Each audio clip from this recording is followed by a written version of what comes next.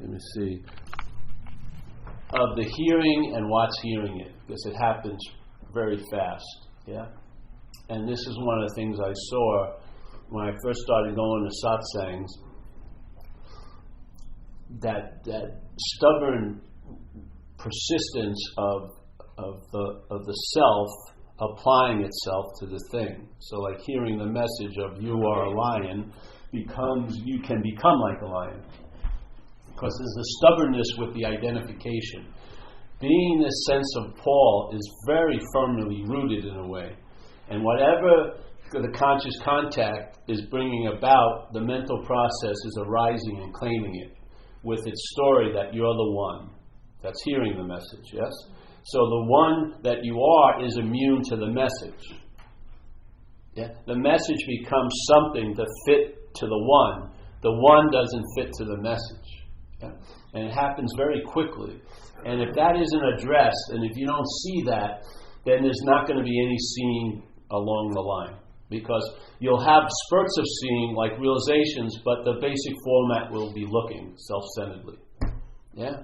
So, and there'll be like an acquisition and a gathering of realizations, as if I got enough, it would add up to something, but it won't add up to anything. You'll just be like, you'll have a large spiritual mantle with a lot of spiritual heads on it, yes? And you'll have epiphanies and, whatever, but there's no radical shift yet, because the template's the same. And the template's being applied quicker than you know. Yeah? So the hearing isn't so much what you hear, but how it's heard. Yeah? By looking at how it's heard, then you'll hear the message in almost everything. Yeah? It doesn't have to be said in these words. You'll hear the message in almost anything. Yeah? When you see that, you won't even hear it in the message. Yeah? The mental state will make it something. It won't be the message. I mean, I have done talks where I was sitting where Tanya was, someone was there, and I spoke for about an hour about, let's say, addiction. And the first question was, can you talk about addiction? I was going, what happened? I was just talking about addiction to self for an hour, and yet there was no recognition of the basic topic. What are you going to do? So it's like, it's more important, like, to be an ear doctor. You want to see how it's being heard, and then question that setup.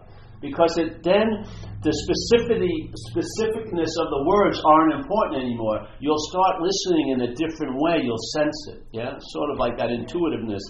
What you call resonation, or a sense, or to me an unspoken yes, echoing. That's the message. Yeah, the words are just words. Yeah, but the message is more based on what's the hearer. Yeah, so. After you get the ear exam and you realize you're not a sheep, then the message of you're a lion stays just like that. You're a lion. And then what happens when you're a lion? And then all the sheep story breaks down. Without the sheep rampaging and knocking it down, there's no sheep at all.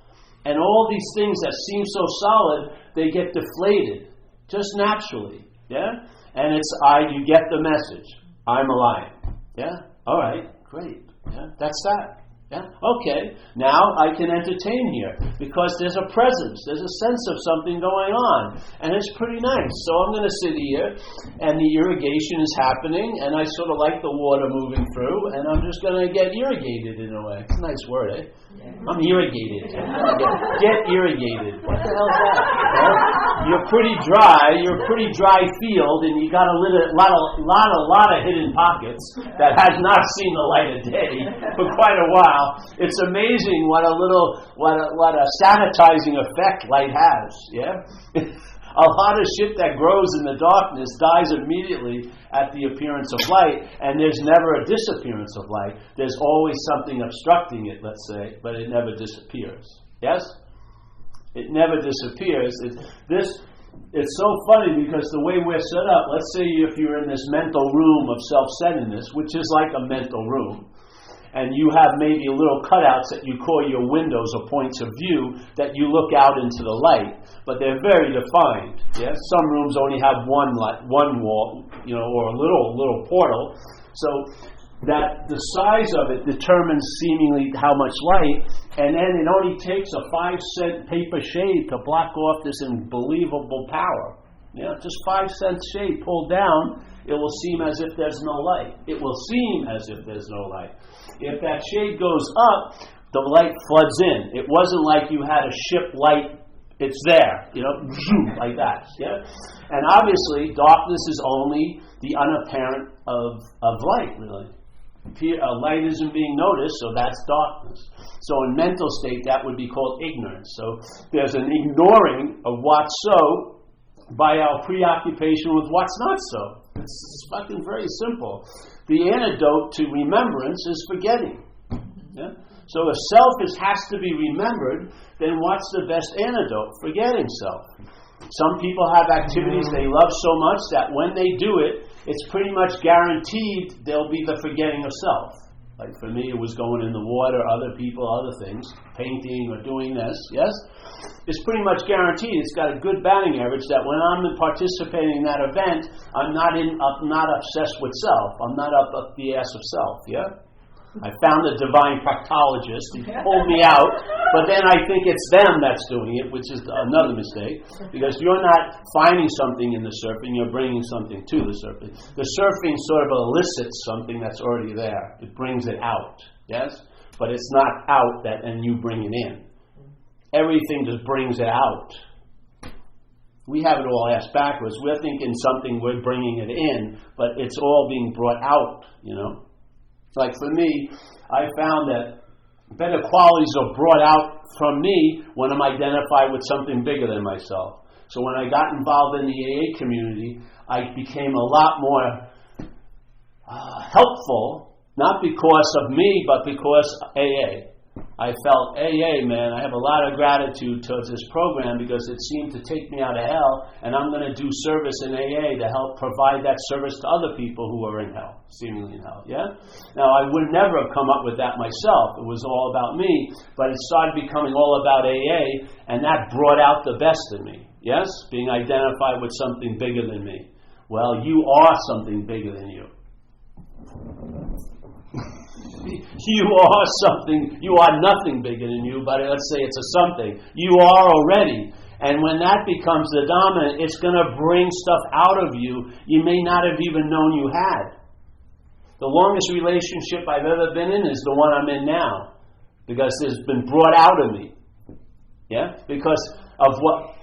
I'm more an individual by not being an individual. More quirkiness has been brought out of me because it's not me. Yes? So, it's just, you'll just see it. You'll find stuff out that you can't get by reading every book about it. It's so much different when it's actually happening through you than when you're reading about it happening through someone else. It's so much different when it's happening through you and much more rewarding. Yeah?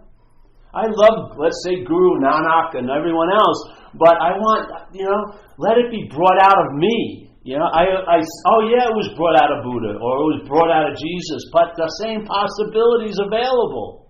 Yeah? And why get lost? Like I was saying out there, this is the thing I have a problem about, let's say, books. Books is like a report about the storm. To me, a live meeting is like the lightning blast, yeah?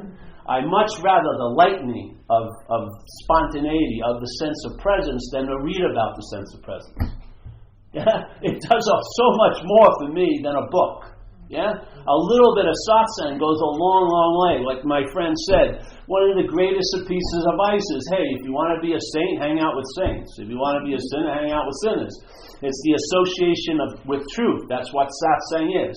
So like you were saying, my friend back there says, what he does is he sits around someone who's certain, and the certainty becomes contagious. Yeah? You know what I mean? So if you're in a room here and seemingly one person is in the certainty, it's contagious for the whole room. Because we all know already. Some of us are just acting like we don't know. Yeah? Now someone may have given up acting like they don't know, and therefore it's just spreading because we all know already. Yeah? We have a prior knowledge of our innate state. It's not an acquired knowledge. The acquired knowledge is about what we're not. See? We learn about what we're not because you can learn about what you're not. Because you're not that. You're the seeing of it. You're the subject of the subject. You know? That topic of freedom, you are the freedom. Yeah? You're not going to acquire the freedom. You're going to see that you never relinquished any freedom, basically. Yeah? By all the bets are off when you're not what you're thinking you are. Your whole system of receiving and expressing that small aperture you're living by is totally predicated on the idea of being a self, a long-lasting, independent, separate entity.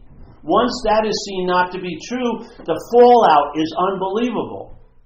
Like the one tree knocks down a lot of trees. And then you have the space unencumbered by all these things blocking your view. You're seeing clearly now. Now everything arises and then departs. Everything comes to go. All this stuff. And yet what's seeing it never comes and goes. What's seeing it has never arrived or ever left. You become the stability that you've been seeking for in these unstable conditions. You are the stability. But not as a condition. Yeah. It goes a long way to allow you to travel lighter here because you are going to be in the experience of traveling lighter. The experiential level isn't all about light. It's about body. You're having an experience of the body. You're having the experience of other things. You're having experiences of emotions and feelings and stuff like that. That's the data of life. Yeah? But you're not an experience. Yeah? You are not even a state. You're prior to states.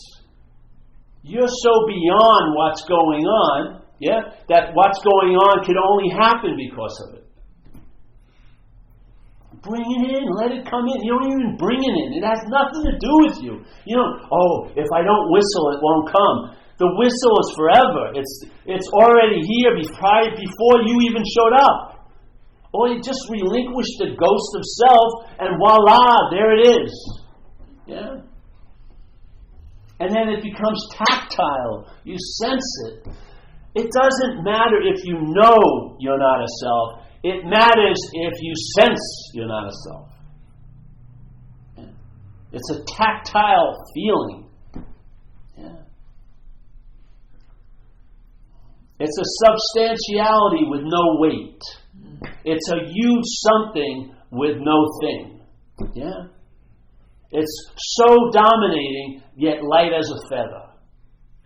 Yeah? You can just live in paradox around it, because it doesn't make any sense if you try to stuff it through this understanding. We have this horizontal understanding. It can only be known vertically in a way, through grace, as we were saying. Yes? You carry the ball as far as you can, which is coming to a meeting like this. You put it down, and the grace appears and carries you the rest of the way. It's not a thing, grace. It's just we're just trying to intimate something that can't be intimated. Even the great master Ramana Maharshi, if you follow what he says you can do all the inquiry you want, but there'll be a point where it stops. You put the ball down, and something else picks it up and goes the rest of the way. Yeah? That's grace. Now you feel like it's outside of yourself, it's bubbling right where you are. You are the grace that receives the grace. Yes? Yeah. Didn't have a nice Saturday. You know what I mean? You're defined by it somewhat here. Why not have a nice one? Seems to be drawn out a little too long for me, especially these talks. But I can't do anything about it. This is my suit assignment. I've got to pay the piper, you know. So I keep on talking, but it seems a little drawn out. It seems a little bit pointless, you know, but whatever. This is how it seems to be. And, you know, the Saturday is going to go, and there'll be the feeling of time. And so wouldn't it be nice if you could travel lighter through it all? You know, not traveling heavy with the hopes of a peak experience, but just maybe a boring type of surrendered. It's not so dramatic. You're not on the cliff with the wind blowing your hair, with your ex-girlfriend seeing you give up the ghost. You're just giving up the ghost, and no one notices it or recognizes it. You're just walking in a much calmer, relaxed manner all day. Yes? You know what I mean? You don't have a button, I'm awake, or whatever. Or, I'm on my way to awakeness. It doesn't, If someone looked at my reading material, they'd be aghast at what I read. Yankee blogs, I don't care about spiritual shit. Certain people I like because they remind me it's a huge challenge to try to put words to this. And some of them did a damn good job. Tui Huang Po's description of mind is probably as close as you can get when he talks about the brilliance of it and all like that. It's just a beautiful paragraph. And there's a person who can't do it trying his best, But what's intimated when you read it is just monumental. It's like a huge download. It's got more weight than 500 books stuff too. Just one paragraph or a simple statement that what's perceiving cannot be perceived. What an incredible gift. What an incredible gift to have someone with great concern, even if it didn't look like it, tell you that, hey, what's perceiving cannot perceive. You are not the perceiver. I am seeing you as a thing. That thing is not perceiving. That can clear up so many future mistakes just by holding on to that statement. Or what's looking is what you're looking for. That saves you a lot of shopping. What's looking is what you're looking for. Oh, thank you so fucking much, man. Because I was looking for it quite a lot, and you just cleared it all up for me. What's looking? All right, far out. Thank you. Very succinct, very beautiful statements just to relieve us of this one quantity or quality of living here, which is time. Freed us from the burden of time. Because what happens when you get yourself in a good physical condition? You've got to maintain it usually, Or you get yourself in a good emotional condition by listening to beautiful music and using scented oils, and now you feel really placid and calm, but you got to take another bath the next night with the same oils, and it just seems to be a lot of vigilance, a lot of maintenance, doesn't it? You try to get a perfect condition, and you want to try to stabilize it, but it's just unruly. Too many variables can enter and fuck up the whole the whole cake. Too many people are opening up the oven, and it just flattens it out. It's like. And what happens? It drives the mental state into trying to control and manage. And then it runs into its biggest illusion. It assumes it has power when it doesn't have any. You really think you can convince someone to do what you want them to do. How well has that gone? How lovely was the relationship that was the premier movement? I'm going to make you be exactly the way I want you to be. Good luck. Most people are going to revolt. They don't buy that. Yet that delusion is very persistent. We assume power we don't have. That's what triggers all the managing and the controlling. We actually think we can change things. And maybe every once in a while it looks like we did, but when we really need to change something, it never seems to fucking budge. How many slogans have you read and you've memorized, yet when you exactly needed them, at the most appropriate moment, they were nowhere to be found? You got to go home after the fact. Oh yes, this is what I should have, but it's too late. You want something that is where the rubber meets the road, and that's you. You, exactly as you are, because you're not that.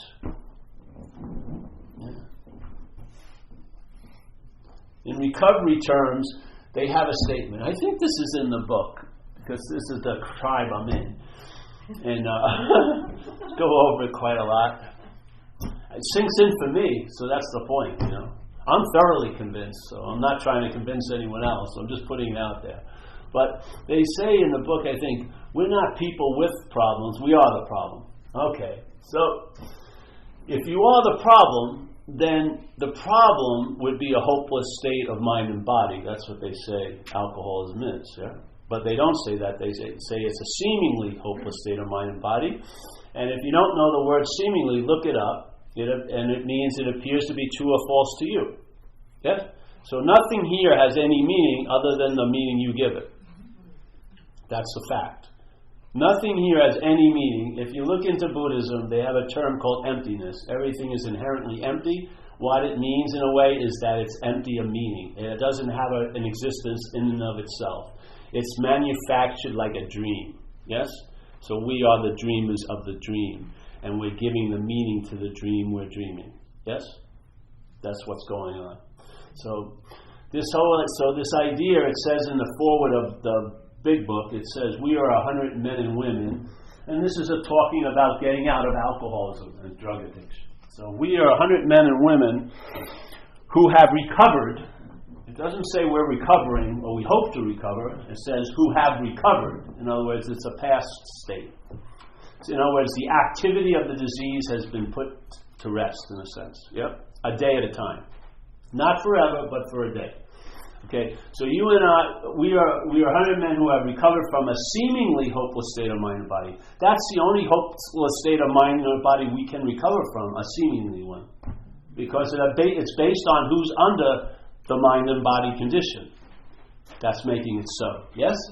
So, in one state, it's a hopeless state of mind and body. When you get the news of recovery, it becomes a seemingly hopeless state of mind and body, which is hugely different.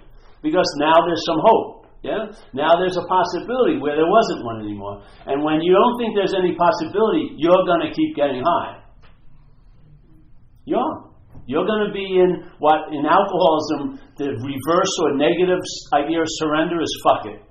You're going to be in fuck it. Your head will lead you to the point and just say fuck it, and it's going to provide an opportunity to get high. It says, well, let's just get loaded, or sleep with your best friend's wife, or do something else, That's going to cause a huge uproar. Yeah?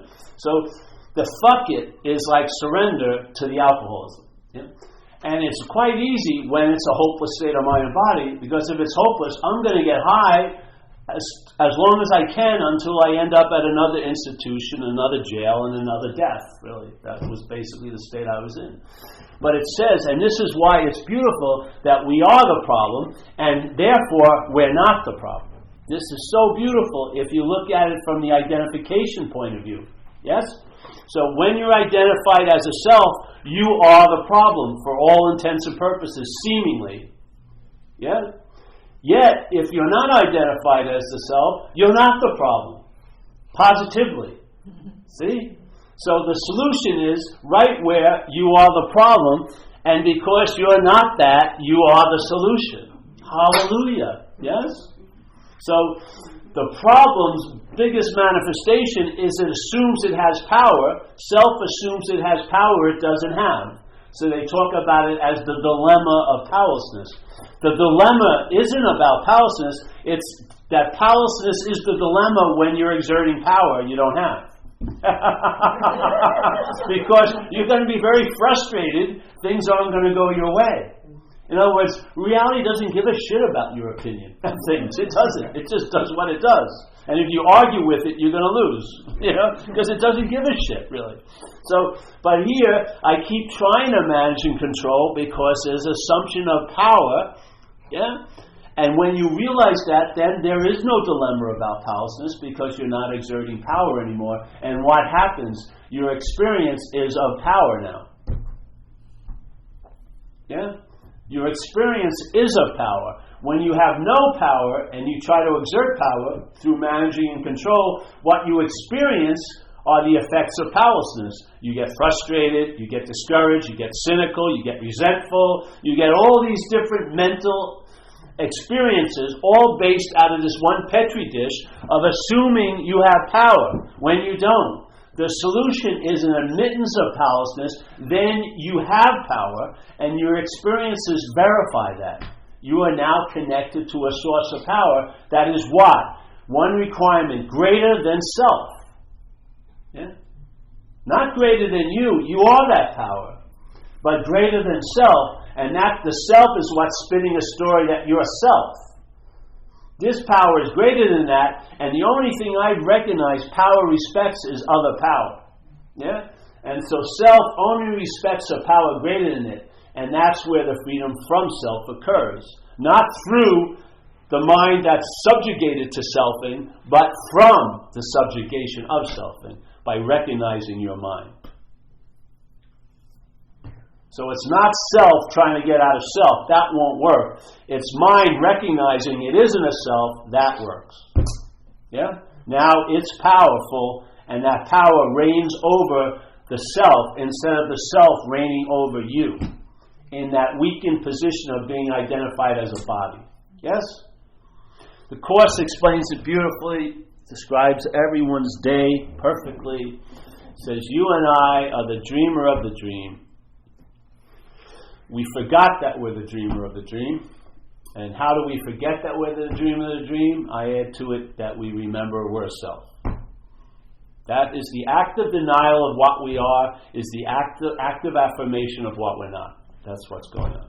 Yes? We're in an active state of denying what we are. And so we forget what we are, and in that forgetful state, we give everything we've dreamt the power to affect us as a thing.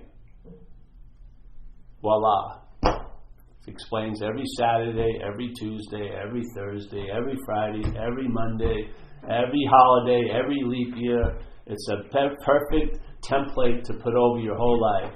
You and I are the dreamer of the dream. We're in the state of forgetfulness of that. We're taking ourselves to be a dreamt object. Not a dreaming object, a dreamt object. And in that dreamt objectness, yes, mind is now giving everything the meaning it has through the meaning of this. So things become supreme, no thing gets relegated into nothing. Yes? This is our language. Solidness, authenticity, realness is this. Yeah? This is all airy-fairy. When all of this, all of what's appearing is appearing in that space. Look at this room. This wall, if you took down this wall, would you have to get a size of space, this exact size with the right cutout right here, to place it really fast? Because if you didn't, the void would appear. You know what I mean? I got to slip space right in there because the wall goes down. No, the wall is appearing in space. It's not pushing space away. It's appearing in space, yes? What's the difference between this wall and this? Sentience, that's it, really.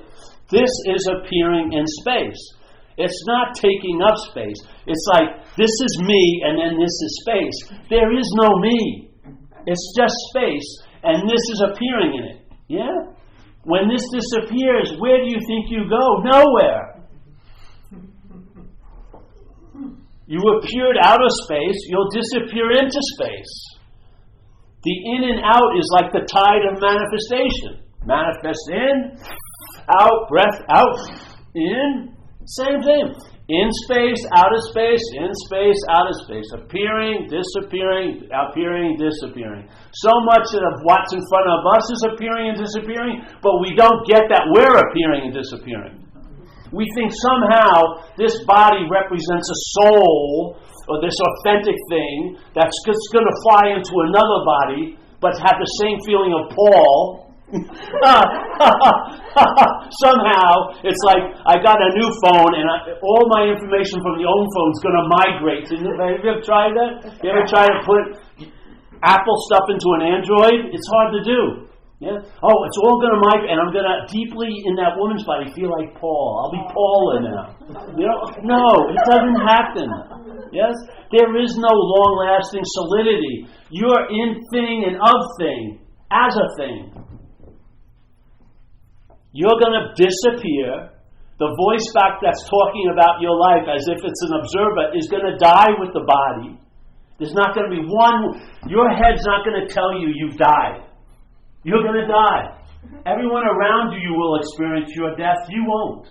You'll be dead. The whole voice box will stop. There won't be like this non-body thing talking, oh, Paul, you've died. No, you'll be dead. It'll be done. It shuts down with the body. It's not exempt from the body limitations. It's of thingness. It comes and goes. It just has a story, it doesn't. It has no relevance whatsoever. It's just an assumption. It shuts off. The voice box is attached to the body. Body shuts down. There's no there's no word after dying. There's the last before dying. Yeah. I really blew it. Oh no! Can you imagine if that's the last you believed every word that's ever happened in your head, and it gives you the last stick at the end? You really blew it. Boom. What a note to go off on. You know what I mean? Jesus Christ, what a damper it puts on the whole event. I really blew it. I have no more time to make up for it. I'm going to hell, definitely. I hate to tell you, you were in hell the whole time. There is no hell you're going to. The fear of hell was the hell you were in. What? Oh, yes. Those urges to wear shorts all day were because of the heat. You were in hell. That's the breaking news to you. But I had such a nice view. I know. It may have been a degree cooler than the rest of hell, but you're still in hell. It's so hilarious, really, how we exempt ourselves. Oh, I know you're all fucked, but I'm not. I'm not fucked. I know it's going to be great for me someday. Yes. You, I don't know. I've got doubts, but me, no. Why? Because it's me. I'm special. I know no one's recognizing it, but one day they will. I'll find that special someone who's as stupid as I am, and will say, "Oh, Paul, you're so..." Oh, thank you. I've waited 80 years. I'm a little decrepit now, but it's still worth it. Yeah, it's good. Oh, I just wanted to be anointed by someone else's approval. Now I've made it. And then you're looking in the senior citizen home at other babes, oh, Jesus, it's on and on, continuing on and on. It never ends. And there's Jesus Christ. See the diagnosis. See, like in recovery. My mistake in recovery, no. They basically, in one statement, they say what the root of the problem is from our big book. And this was all through, I believe the big book was a revelation, really. It was a download through this guy named Bill Wilson. Bill Wilson had a difficult time trying to live up to it, really, as an action figure. Very difficult time. But the download wasn't about him. It was about others, So something needed to come out. It came out through him. And now, a problem that had no solution before suddenly had a solution from 1935 on. Pretty amazing event, really, in the story of life. Really an amazing event. Because before that, people were getting lobotomized, or it would be Uncle Fred in the attic. You weren't supposed to go up there in the day because he was disturbed, whatever. And he was just drunk. You know what I mean? People were in jail, insane asylums. Even I read it where we do a talk. It's a church, and sometimes they have a big Bible open. They had it open to the Psalms, where they were complaining about winos back then. They couldn't do anything with them. So it's been similar to this for years, thousands of years. So this download happened. So one of his statements is the root of the problem is self. We're excessively concerned with self. We're selfish, self-centeredness, and then there's a fear that comes with it, that we're self-seeking and frightened. So self. If you look at the word self in the dictionary, it's interesting. It usually followed by a hyphen, and then they have about 90 attributes. So they have self, and they have some, if you weigh them, about 10% are good and 90% are bad. That's your odds here, really. Your odds aren't good, really. If self is going to be the dominant manifestation, you've got the short end of the stick, really. Because it says self-immolation, self-destruction, self-hate, self-loathing, self-contempt, all this stuff. And then self-love, maybe, So you see, that self manifests in all these ways is how it defeats us. So they say, all right, the root of the problem is self. Okay, so everyone mostly takes it as obsession with self, because that's what the mental state's doing. The mental state is in an obsession with self. It's thinking about it a lot in the past and thinking about it a lot in the future, spending most of the time that you call now in that occupation. Yes? And it has the power to override all the other states. Your physical state, you can be in incredible health and you're totally crazy. Yeah? You've come out of a 12-hour yoga class, you're still insane. Yeah? The mental state will override circumstances, mental, emotional states. Easily. The mental state is the dominant one, the dominant influence. Yeah? So what happened with me, certain things occurred and my mind opened up and some information downloaded and I saw it differently. So I saw that it was an obsession with self, that it was identification as a self, and that all the obsession with self was to reinforce the identification. Yeah? In other words, it's a bonding that can never happen, but it can seem to happen by a constant application of the glue, which is the bond, the obsession with self.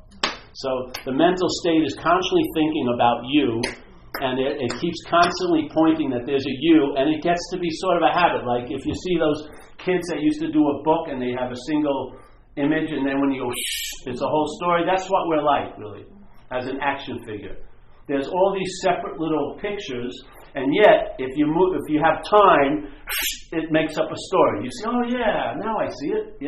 Yeah, that's what's going on. So the mental state is obsessing over this idea of being a self to reinforce the identification as. Yes? This is what happened. That was revealed to me, and then I entertained it, and I got relief from the obsession with self, which AA would say is the root of the problem. The relief didn't come with the obsession, it came from seeing I wasn't a self. Yeah? Because now the obsession wasn't about me and I lost interest in it. Yeah? When it was thinking about me and I was that me, I was very interested in what it was thinking about me. Yeah? But when it wasn't me, it was boring. So my attention left that dead occupation, and then I found out it started to enrich my life now. Yeah? And it did such a good job that it replaced the basic state that I usually was in, which was agitated, yeah, or irritability. We call it irritability, restlessness, and discontentment, yes, which is usually the driving force for seeking. Yeah? That state was the norm, got switched to an ease and comfort. So I'd have spikes of anxiety and feeling this and that, but they would go back down to a stable state of okayness. Instead of agitation, coming back into agitation, getting reinvigorated and producing more agitation. Yes, which is what happens with the mind. The mind is obsessing over self, producing tons of anxiety based on what's not happening. So it's agitation begetting agitation, which is causing all the seeking. Yes? Like looking ahead an hour from now is a form of seeking. You want to see, I'm going to get relief that I'm not getting now. Yeah? When I eat that cake or something, whatever it may be. You know, the objects are changeable, but the drive is the same with everybody. And it's coming out of a Petri dish, and I'd say this is the Petri dish. Because I've seen it. Yeah? I've seen it. I saw the whole beast from head to toe. I've seen it. I've seen what I was looking from before. The assumption that all of that made that I thought I was looking from, I saw that. And by seeing that, the assumption doesn't get completed. Yeah? It's just left in a pause, and the pause is what I am. I am that no-thingness of awareness that's surrounding all this stuff that's happening. So I saw all the making of me, but there was no me made. Yeah? And it was obvious. Clear as day, done, it's no me made. And I had then a lot of hopes arose that weren't true. I thought it was all going to stop. Yeah? I thought, I'll never have another thought again about me. No, it continued on. The same process continued on, but it was sort of like my seat in the theater got moved way back. I couldn't even hear the dialogue almost. I could see the pictures, but I didn't know what the story was anymore. You know? And then I got moved out of the theater and I could hear it like muffled. So the hearing of it didn't stop, but the listening did. I didn't listen to it anymore, which is different. Listening is like hearing with intent, you know? I wasn't listening because the intent was it was about me, so I was interested in it. That was blown out of water, so I hear it, yeah? I hear its presentation, and it keeps presenting an interpretation of this Saturday. It does. Very weak one now, but it's still trying to sell it. It's like, see, the great thing, this is what immunity is like. It's like when I went to Turkey, They're great salesmen, people there, yeah?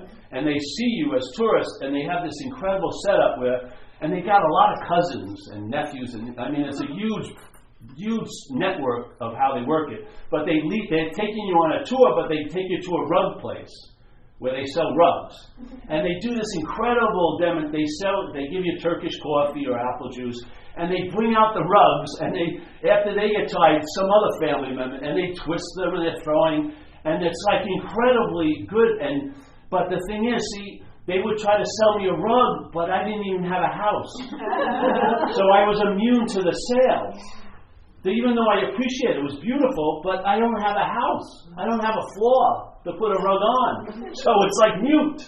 But, we'll pack it up. So, no, I'm traveling around the world. I'm not going to carry a rug with me. You know what I mean? I can't fit it in my knapsack. No, so I had immunity because I didn't have a floor. This is what it's like. That's the type of immunity that's really valuable. Yeah? There was no point where it could sell its story from. Because its story is selling to all the time, not from anything. It's selling to the mind, and then suddenly you're getting it from. Yes? It's selling it to the mind. Without the mind's cooperation, it can never seem to be so. Because it isn't so. There isn't a long-lasting, independent, separate figure. There is not a linear action figure. You are not of time. You are not of thing. Yeah, you're in it, but you're not of it. Yes? All it can do is make it seem like you are, but it can't make it you do. All it does is point, and then you fill in the lines, so to speak. Yes? And after a while, you're in the habit of it, and it's like you fell down, and one time you can't get back up. Now you seem to be in self, and you're looking at it from that point of view, and everything makes sense to you, but it doesn't make any sense at all. Yeah? It makes sense to you that everyone should do what you want them to do, but not to anyone else. Yes? And it's fucking frustrating. It's frustrating to be the center of the universe with no power. Yeah? So, when I saw that, I thought it would be great news, so I rushed back into the tribe of AA, gladly spreading the gospel. And I didn't get a warm reception in some circles. And I realized, my own experience, people want to be free, but on their own terms, which isn't freedom. There's got to be an abandonment. Like in recovery we say, you have to abandon. It doesn't say you have to abandon you. It says you have to abandon yourself. Yeah. So abandon that self you take yourself to be. Yeah. Abandon it. Yeah. And the only truly way you can abandon something like that is to see it as not you. Because while you're walking away, it will call you. Like the sirens of Ulysses. And if you look back, it has you again. Yes? The way you can walk away from something is when you realize has nothing to do with you. That's the freedom. If you're not, you'll be waiting for that to get it, and it's never going to get it. You'll be delaying the freedom so that gets free, and that's never going to get free. If it gets freedom, it'll be used to bond you. That's what it does, I'm telling you. It can't change. It's like a snake. It's going to bite you if you're nice to it or not. That's its nature. A parasitical nature is a parasitical nature. It lives off of you. It doesn't live for you. Yeah. Let's be clear. Tell me how it's been. How's the occupation? I feel like it's sort of like what they call a new term in governments. It's called something called authoritarianism, which is it all looks great unless you tickle the stomach of the beast, and then they stamp down on you pretty fucking good. As long as you're going along the way they want you to do, it doesn't seem like you're in a prison. But if you step out of line, you'll find out you're in a prison. Yes?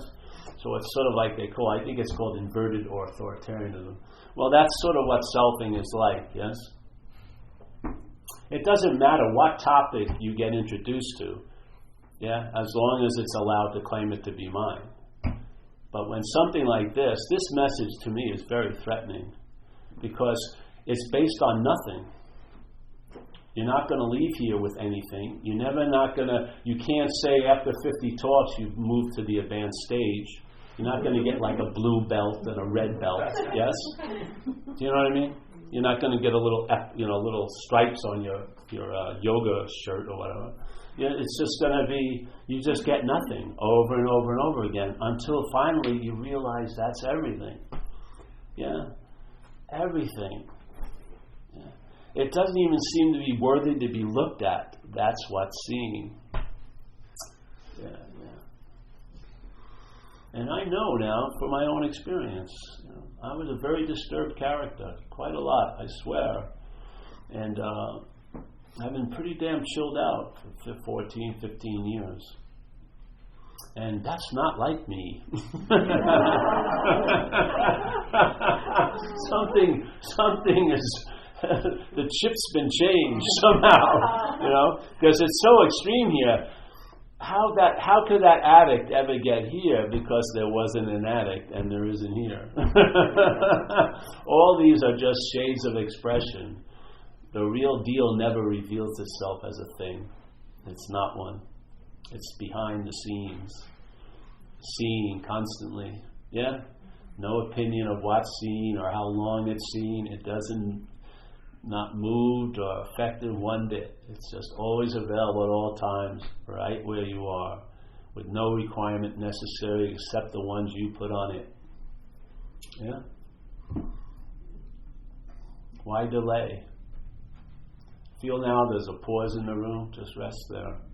That's our original face, like they say in Zen. Your original face isn't a face. Yeah? You mean, in a sense, there's an awareness of what you are in pause. That's what we are. We're that pregnant pause, eternally full of possibilities, yet inherently empty. It's incredible. Incredible. Yeah.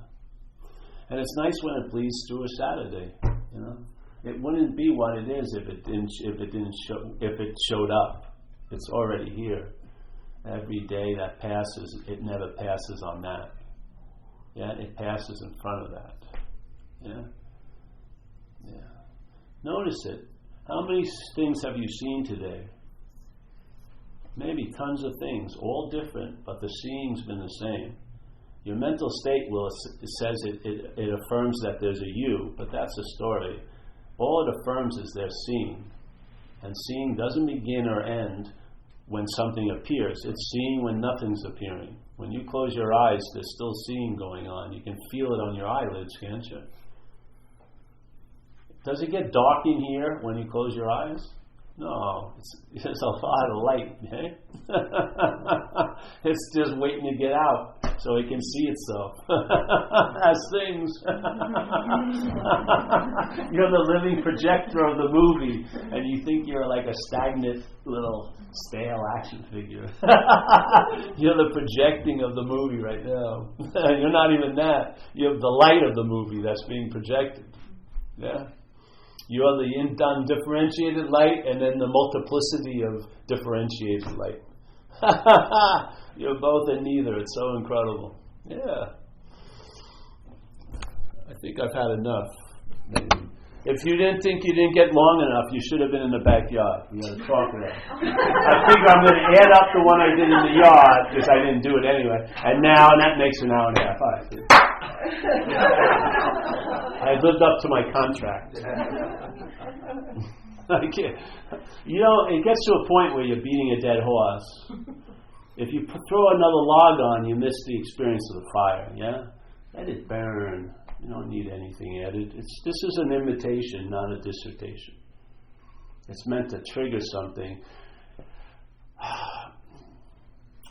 The ember's already there. All it needs is a little prodding and it will fire up. Yes? You don't need a huge amount of it. That would be the lack of faith in mind. Yeah? You would have faith in time if you think more is the way to go. But I have faith in mind, which is timeless. All it needs is the invitation. It'll do the rest. It's entertaining already. Just allow it to entertain. You can feel it in the room.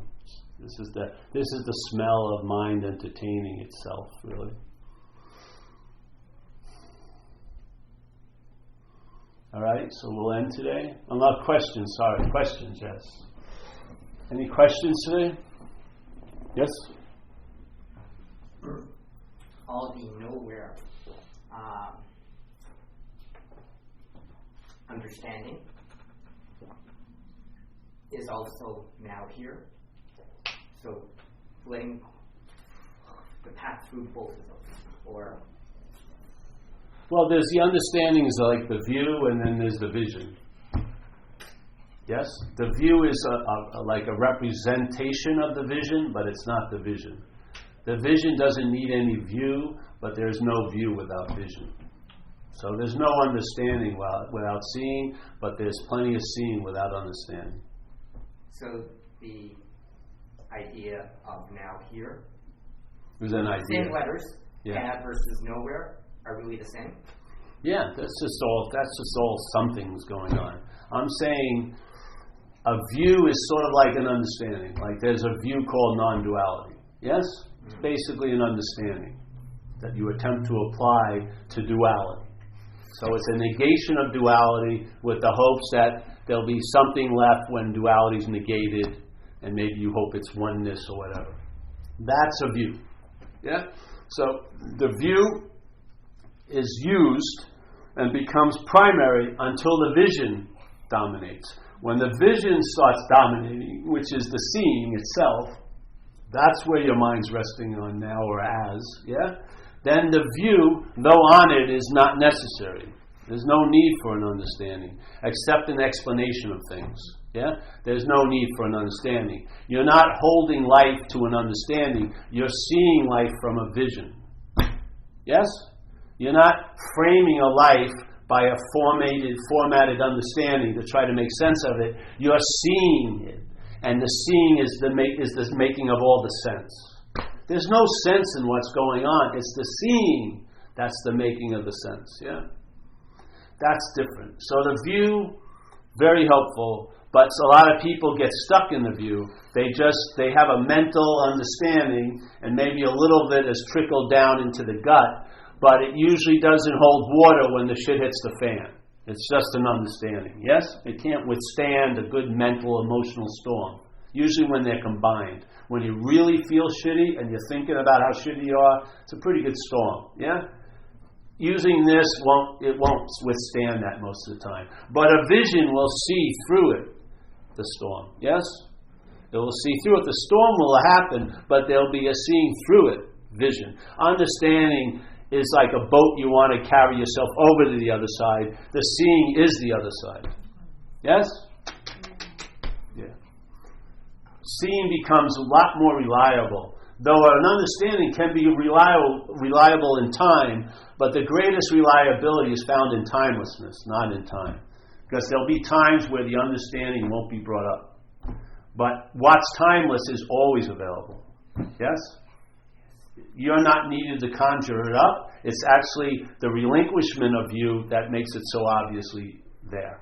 Because it is obviously there. Yes, it's different feeling. It's a very relaxed traveling. This isn't like vigilance, concentration. I have no problem with you think that's great. Vigilance, concentration, it's more an opening, a relaxation. Yes? No rigid vigilance, watching over the state and making sure there's enough armaments to keep defending the state. It's sort of like free range, like I'm like a free range alcoholic. I honor the coop, but I don't have to live in the coop anymore. I'm running around, having a life, and everything like that. It's much more freeing, yeah? Because you are, in a sense, the living understanding. You don't have one anymore. The understandings are like pale reflections of writings of the vision. They're meant to sort of become, let's say, substitutes while there's confusion about who's seeing. Yeah?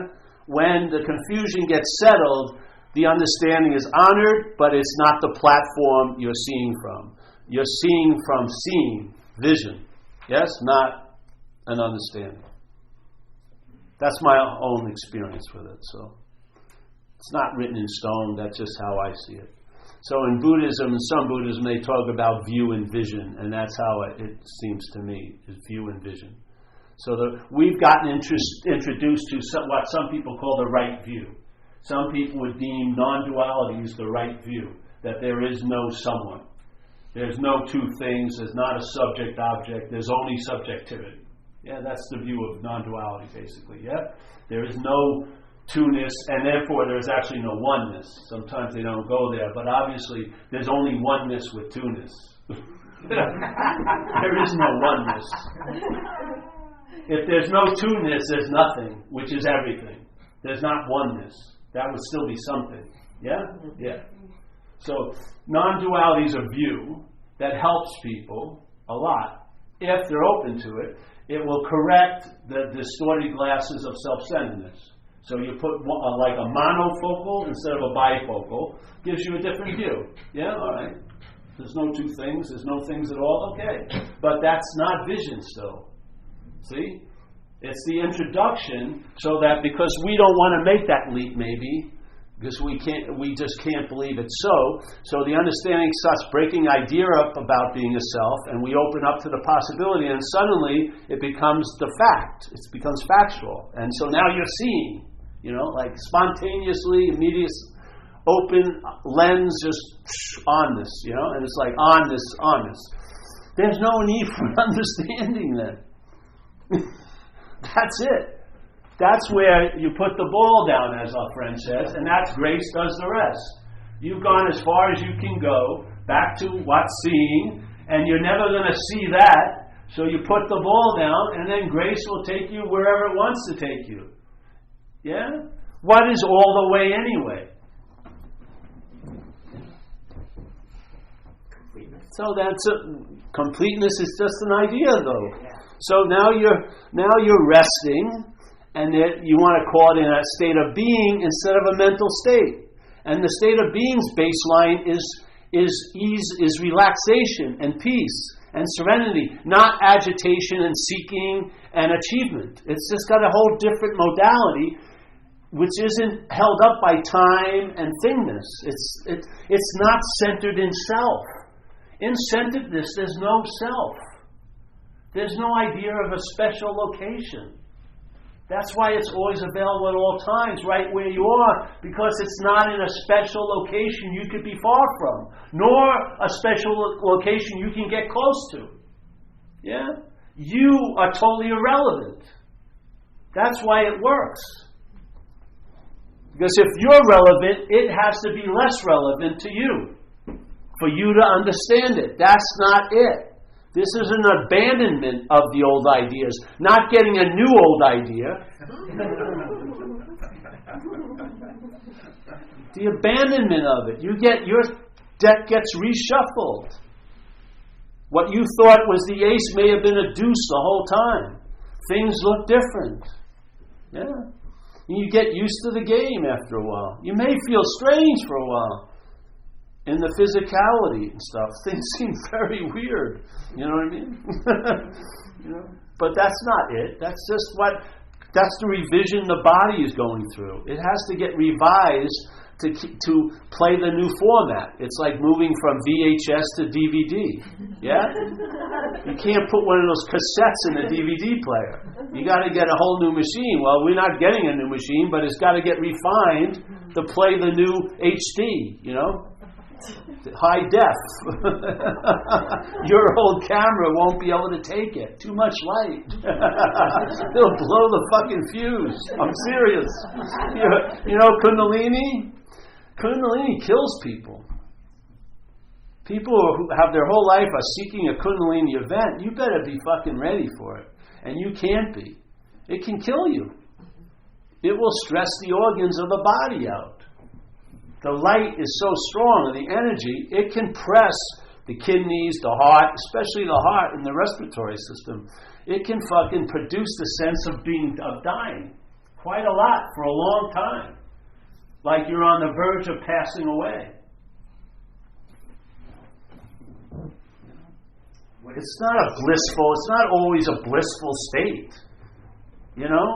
It can be very volatile for the other states as they're getting rearranged. Yeah? It's like the horse finally showed up and the cart gets behind finally. Yes? It lines up in the right appropriate thing, and some revision has to occur. You know, the card has all the emblem on, and I'm the driving force. Those got to be removed. All those decals get to be removed. Now it's a cart, and there's the horse. Yeah, it's the driving force, not you. So you may come under revision, like rewiring almost. Yeah, and it could feel weird in the translation of it. You may feel a little discomforted. You may not feel all of you anymore. You may be shook up for a while. It's like a maiden voyage. A lot of the kinks, as long as you don't die, it's going to get really great. Just don't act out and don't die, and it's going to get great. It will. So, all right. Well, we'll get together hopefully tomorrow. We don't have another one tonight, do we? Thank God. Shit.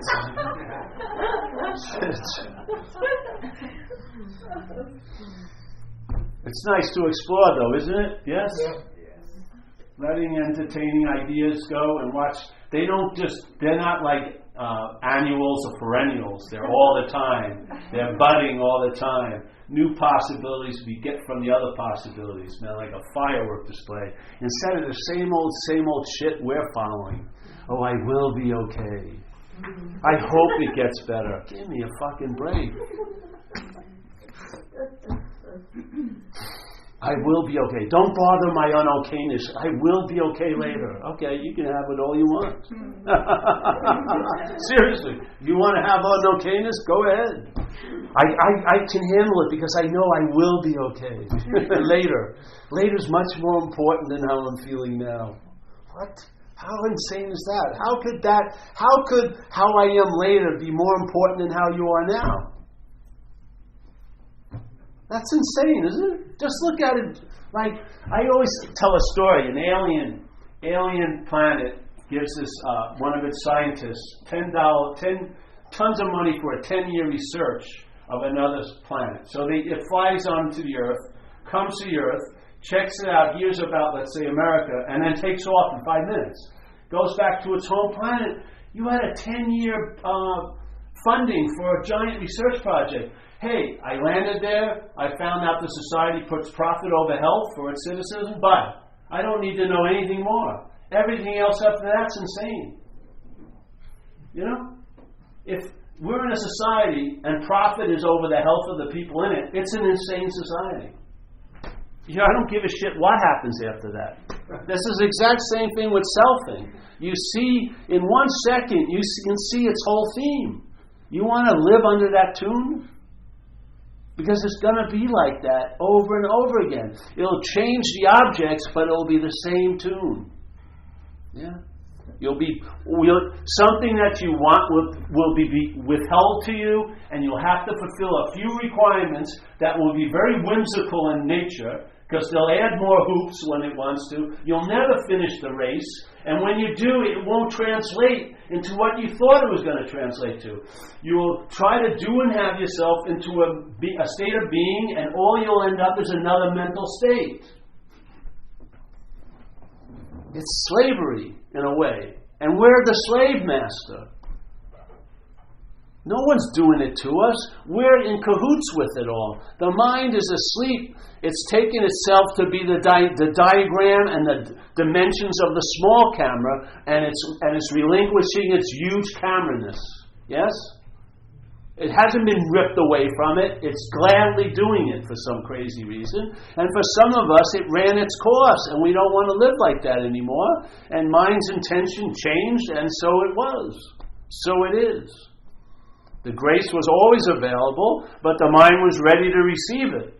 Who's going to pour water into a closed cup? It'll be seemingly wasted. Yeah. Realize what you're not, and you'll find out what you are. End of story. Try to find out what you are, you will continue realizing what you're not. As that. Realize what you're not, and you'll find out what you are. Keep trying to find out what you are, you'll just keep realizing what you're not as what you are. It's not it. It won't ever be it. It's not it today, and it will not be tomorrow. No matter how much you improve, it's still not going to work. Give it up, if you like. And the way you give it up, you don't have to put it down. You realize you never were holding it to begin with. See? It's prior. The solution is prior to the problem, not after the problem. You were never a self, so there's no need to get out of it. You just got to relinquish the idea that you're in it. Yeah? Then all the drive to get out of it will make no sense to you at all because you'll be out of it by realizing you were never in it. You're never going to get out of it by trying to get out of it. You get out of it, quote unquote, by realizing you were never in it. That's how it works for me. That's how it works for me right now. Once it started working for me that way, it's never stopped working for me that way. That's how it works for me. Constant recognizing what I'm not, and in that I see what I am by recognizing what I'm not. Is there a step beyond being in recovery to? Yeah, freedom. It's freedom. Yes. So then, letting go of being in recovery. You let go of being in recovery, but I'm still in recovery. But you can let go of being in recovery for sure. When you let go of something, doesn't mean you leave it. You actually become a greater participant in it by letting go of it. Yeah, you're truly used then because you're not trying to use it. Now you're in a position of being used, and it gladly will use you. The grace that is dear for especially alcoholics, you will be used in the dispersion and the distribution of that grace. For sure. There's plenty of water and a lot of gardens to irrigate, and if you're the hose, the water will come through you. Yeah? If you're a hose that's trying to suck up the water, not so much. But if that's when you truly outgrow AA and you're in AA. Yeah. Outgrowing something doesn't mean you leave it. Outgrowing something means you really are grateful for it. Like I had this thing once, I went away for months and I hadn't gone to a meeting in a while. Came home, and if you don't know what I mean, you can ask me later. And some guy asked me to be his sponsor, which means to help him go through the steps of AA, the 12 steps of recovery. And I didn't say yes or no. I went back and I saw my girlfriend. I said, I don't think I can sponsor him. I never think about alcohol or drugs. How can I be of help? He says, that's the fucking solution. The problem doesn't exist for you. That's the most attractive thing. You're not fighting anyone or anything anymore. That's what's on offer. Exactly. So freedom from the need to be in recovery is the greatest gift of recovery. Yeah?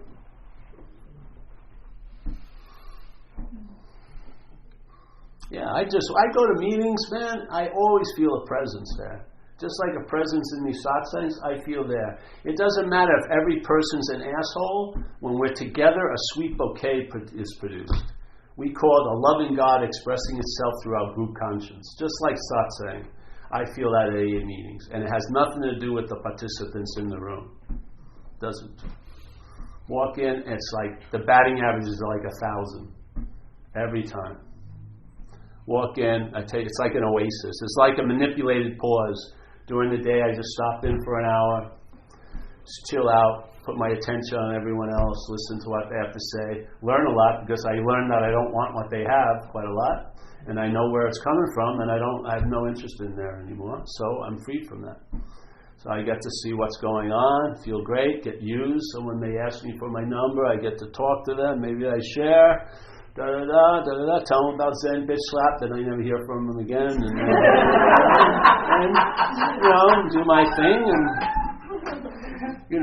and I feel really much more well-rounded just by my attendance, because service for some of us is a lifeblood. Some of us, it's almost a prerequisite to be here. We must be of service. It's essential, and especially the sick alcoholic definitely has to do service, because it's an easy way to get a sense of being out of oneself, by serving other people. Well, my experience with this is after doing service for a long time, I'd always feel better, especially when I did these things where you visited places where people can't come out. I'd always, no matter what story I had going, no matter how I felt emotionally or physically or like circumstantially, it would be forgotten in about 10 minutes. I just would feel the suffering of the people and then the joy of the possibility of relief and just be really stoked, So after a while, this would be, I saw looking at it, that this was the format. I was up the ass of self, let's say, somewhat obsessed, somehow unavailable, and I'd do the service and I would feel available. And I would describe it as feeling bigger than myself, larger and stuff. That's just the sense of availability you're picking up, right? And then in the availability, I'd sense a presence. I would call it like God or spirit, yeah? And I'd sense it, like palatable. But then in the habit, I'd go back up the ass of self, thinking I was the one who did the service and all like this. But one time I did it, and then I realized, the availability and the presence, I realized I'm the presence, yeah? Not the one experiencing the presence. I am the presence, and therefore I'm available, because what is presence but availability? It's now. And in that availability, I am of service. So the idea of service as being a linear little track to get out of self was now a very circular state that I am of. Yeah? Because I'm always present and I'm available. It's so beautiful, man. Yeah? So now I do service, but I'm of service all the time, in a way. As you can see, I get used. And I'm the better for it. And it's been doing it for years. I swear to God, it's unbelievable. We should never put up the website because I was happy just speaking in AA. Then suddenly I went out to non-AA groups and I saw a new illness, spiritual seeking, which was really an unbelievable one. It was so subtle, but it was real. And at a meeting like this, no one's going to come up and do an intervention on you, like, all right, put that book down. You're going. You've had enough satsang. Come on. Let's go. Don't hate. No, she's all right. Come on, let's go. There's no interventions or anything like that. There's no 28-day retreats for spiritual seeking. There's a lot for it, but not from it, So it's like a disease, but it's a disease. I could sense it, strongly, really strongly. And I'd start joking about it at groups. I'd say, man, I'm allergic to spiritual seeking, and I could feel it in the room. And then I'd go on it, and then the guy would come in the group itself, get up, can you give me an example of spiritual seeking? I said, voila! This, what's happening right now, it's right before your eyes. You've signed up for 7 days of this. You know what I mean? We're like the fish in the water, not knowing it's in the water. You know what I mean? So I saw that, and then it motivated me to speak, because the first talk one of them was right here. I didn't have the motivation I usually had in AA. Like the hose wasn't getting, the urge wasn't pushing through the hose, the water, because I didn't see anybody should be in any pain. They're all fucking doing fine and stuff. And then I realized this guy was going on talking about his understanding. And after the first talk, I said, don't come back for the next talk. I said, why don't you go to a soup kitchen, do some service. It'll be much better for you than another satsang. Yeah? And it was true. I knew it was true. I saw it because the guy was driving himself fucking crazy with all this information. It wasn't doing. It was doing the exact opposite of what he was hoping it would do. It was stirring up the pot, not calming it down. So then I started seeing it. Jesus, non-duality groups don't have an emphasis on service usually, nor surfing, which I'm not saying, but service. Yeah, they don't have that. That isn't emphasized that much. Service, yet service is such an important thing for many minds, the way they're formatted. Service is the easiest way to get a sense of being out of self. Yeah? And if you don't have that sense, you have really nothing to entertain. All you have is concepts of what you think out of self is, and usually they are abiding in self. All those ideas of being out of self are just another extension of quote-unquote being in self. But service can take you out of it, yeah? And it's pretty good. It's guaranteed almost. It will work most of the time. Not usually if you're doing it with people you know, like your family. Do it with strangers. And then you see, you'll probably feel better, yeah? And then you'll have a sense of it, and then the mind can entertain it, yeah? Now you have a flavor of what it's like to be out of self, yeah? It's like the bloodhound has the right scent, and now it's on the trail, and the trail leads to you all the time. Yeah. Not to a new teacher or anything. It's you. You're the message. Yeah. So, yeah, I thought if something's really heavy on you right now, and you take it to be real, you don't need this message. It's like if your house is on fire, you need a pail of water. Yeah? If you believe your house is on fire, get a pail of water. Don't try to put it out with a philosophy. It won't work. It will just use it as fuel, really. Just recognize levels of mind manifesting. None of them, they presuppose a self, but there's no self in any of them. So you don't have to be embarrassed or proud because they're not you. They're just recognizing where your mental state seems to be, and then respond appropriately. You know what I mean? Like when you're hungry, eat. You know what I mean? When you're tired, sleep. Stuff like that. It's just maintenance. Not of what the mind is, but of the other states. Yeah. So, all right. I think I'm done today. Yes? Will you please let me go? I have to ask your permission. Will you please let me go? Thank you. Yes, thank you. Yeah.